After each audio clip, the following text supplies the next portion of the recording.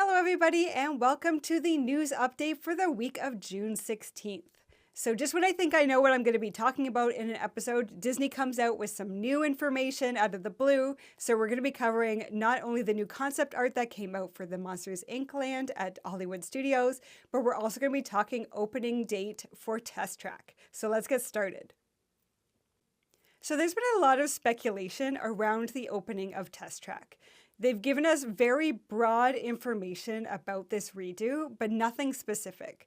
So the fact that we are now just over a month away from the opening date and we still know very little about the attraction, it's kind of remarkable. So they finally told us that it's going to be opening on July 22nd, and they've given us a few more details on what to expect.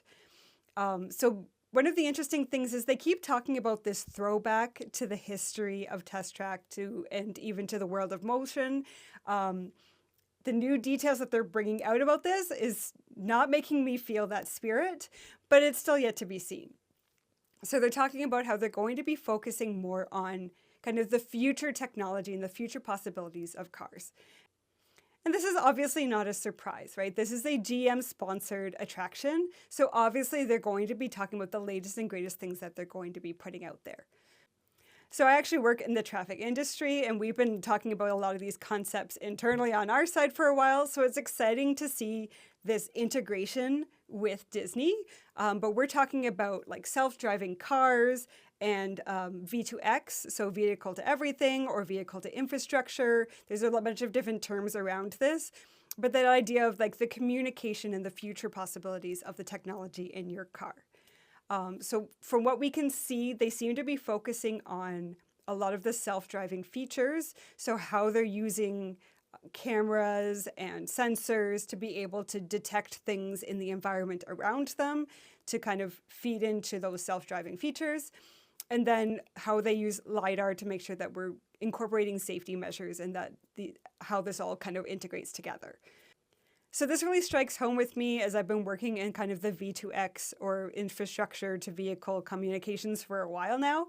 So I'm really thrilled that this is all coming together because it's a technology I'm really excited about. The thing I find interesting about this is that they're talking about how they want this version of Test Track to be more lifelike and less conceptual than the previous versions. Now, looking back at the history of Test Track, you go back to, say, the very first version where basically we were glorified test dummies in these vehicles that felt very practical to me, right? Very real world.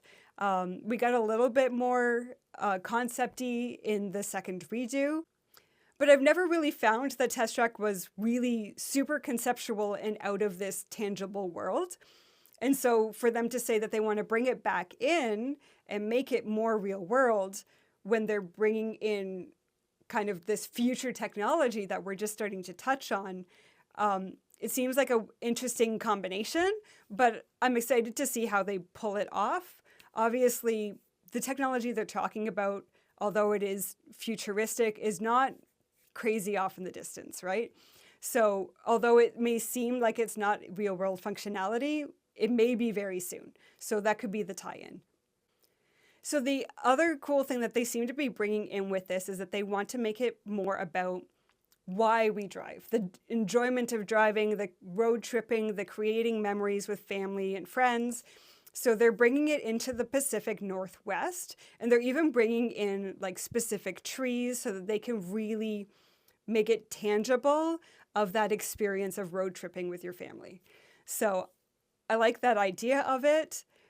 Bringing in that kind of the concept of why we travel, I could see how that might tie into the world of motion, right? Where it was about the history of transportation and kind of why we wanted to make those moves, why we kept progressing, because there were things we wanted to achieve with these vehicles.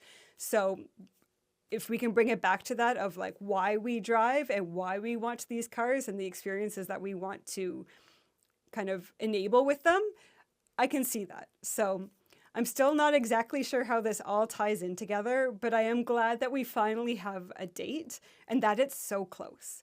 So if you haven't made plans to get to Disney World yet, now you know there's an additional feature, an additional attraction that is going to be waiting for you this summer.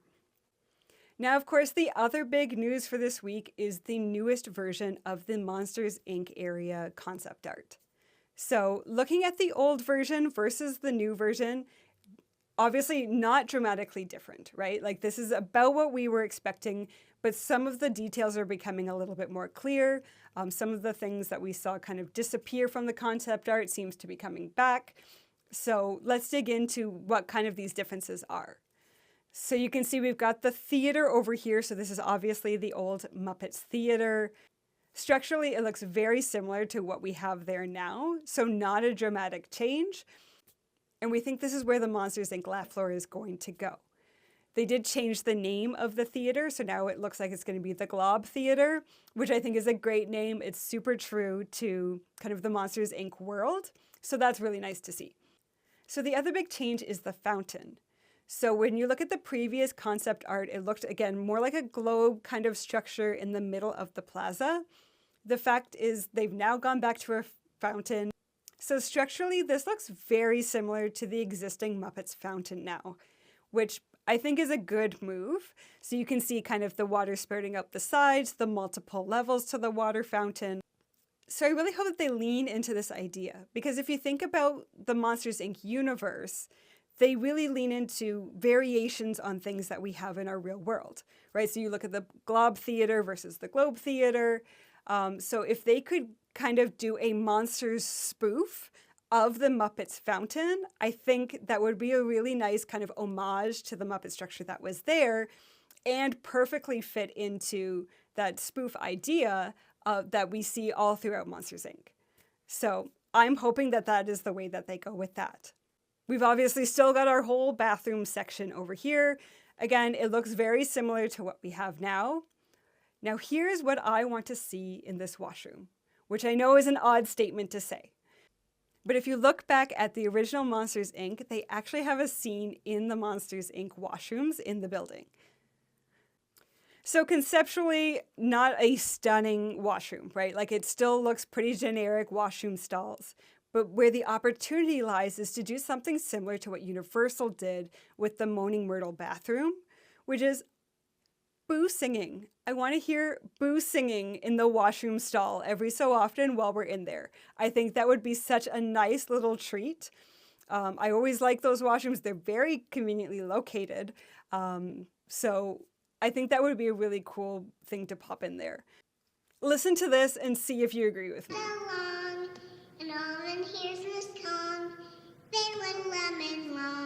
Do you not want to hear that in there? I think that would be adorable.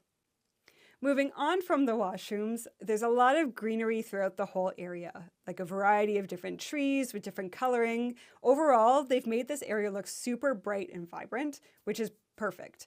Also provides extra shade, which is always a good thing. We obviously still have Harryhausen's, so this is the restaurant that's going to be themed here.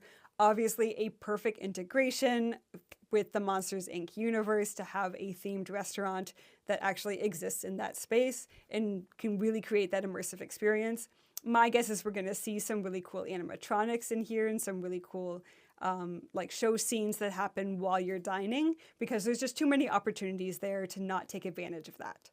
And then moving to the back of the concept art, we see our giant doors coaster. So this is obviously the part that we're super excited about.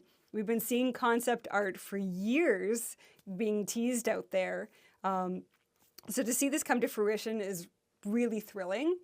I'll put the video up here, but the mechanics of how this is going to work, like, it's perfect. It's perfect to have that kind of claw come down, grab the doors, lift it just like they do in the movies, to have that load you onto this coaster track. Genius. Like, I love it. It's perfect. The other nice thing you see in front of that area is there's a lot of seating. It looks like there's a covered area, maybe some play structures. Obviously, with this type of attraction, we're going to have a height restriction. So I think that they've kept that in mind, and they've created this area where certain family members have a place to kind of play, sit, relax, be covered while they're waiting for people who are on the coaster.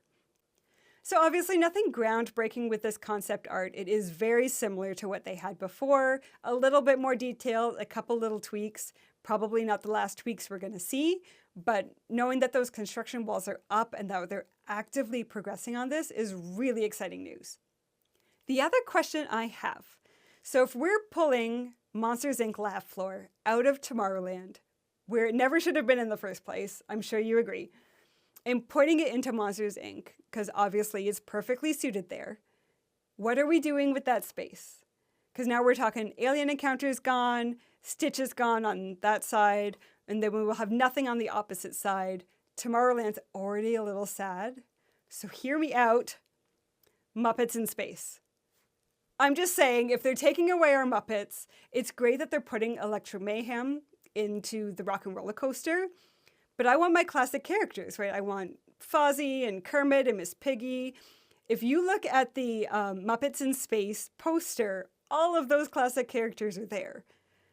I'm not saying it needs to be done. I'm just saying it could fit. It could fit as well as, honestly, better than most of the things that are currently in Tomorrowland.